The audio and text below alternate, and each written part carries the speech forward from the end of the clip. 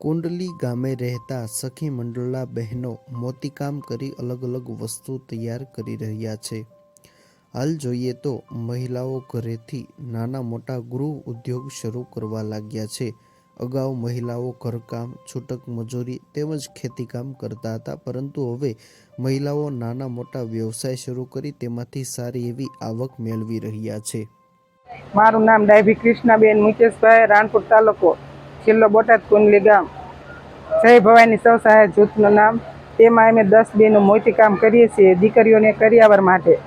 ઝીણા મોતીનું તોરણ, સાંખું, પડદા, ઝુમર, મટકી તમામ વસ્તુ બનાવીએ છીએ.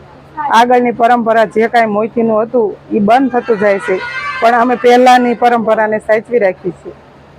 કેટલા ભાવ છે તમે વસ્તુ તૈયાર કરો છો? 3000, 2500, 1500 જેવા નંગ, વજન ઉપર હોય કિંમત. ક્યાં સુધી વેચાણ કરો ત્યારે? 3000માં 1 સેટ મોતીનો વેચવી, ઝુમ્મર 1500ના 2, મટકી 1100, થાળીના 1500 રૂપિયા, ખંભા ચુંદડીના 1350.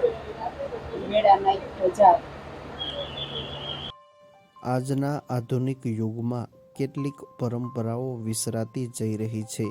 આજના આધુનિક યુગમાં સુશોભન કે દીકરીઓના કરિયાવરમાં અપાતી કેટલીક વસ્તુઓ જે મશીનોમાં તૈયાર કરવામાં આવતી હતી, પરંતુ અગાઉના સમયમાં જોઈએ તો આ અલગ અલગ વસ્તુઓ મહિલાઓ ભરત ગૂંથણ અને મોતીકામથી તૈયાર કરતી હતી. પરંતુ આજે જોઈએ તો કેટલાક મહિલાઓ મોતીકામ, ભરત ગૂંથણ કરી અને આ પ્રકારની વસ્તુઓ તૈયાર કરતા હોય છે, તેમજ તેની ખાસ માંગ પણ રહેલી છે.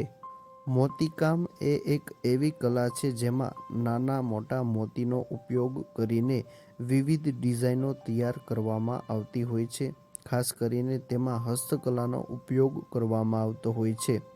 ત્યારે કુંડલી ગામે રહેતા મહિલા ડાભી કૃષ્ણાબેન, જેઓ અગાઉ ફક્ત છૂટક મજૂરી તેમજ ખેતીકામ જ કરતા હતા, પરંતુ પોતાના માટે મોતીકામ કરીને પોતાના ઘરે તોરણ તૈયાર કર્યું, અને આ જોતા તેઓને લાગ્યું કે આજના આધુનિક યુગમાં આ પ્રકારના મોતીકામ કરેલ વસ્તુઓની ખૂબ જ માંગ જોવા મળી રહી છે.